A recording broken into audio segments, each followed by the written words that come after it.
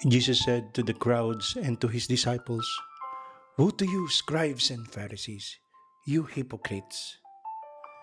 Ano po bang ibig sabihin ng woe? Ang woe sa wika natin ay kasumpa-sumpa. Yung mga skriba at mga pariseyo ay kasumpa-sumpa. Ito ang wika ni Jesus. Sino ang gumagawa ng sumpa? Di yaong mga hipokrito. At para kanino yung sumpa? Para sa kanilang sarili. Bakit sumpa? Kasi dinadala nila ang kanilang sarili sa kasamaan.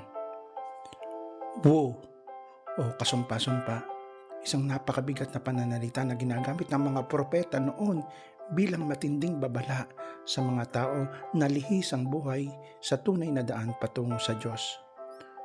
Woe o kasumpa-sumpa ay para sa mga hipokrito na hindi totoo sa sarili, sa iba at saka sa Diyos.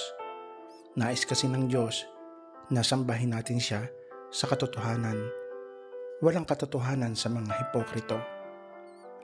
At ginamit ito ni Jesus upang tukunin yung mga tao na inaasahan natin na hindi sila hipokrito sa buhay.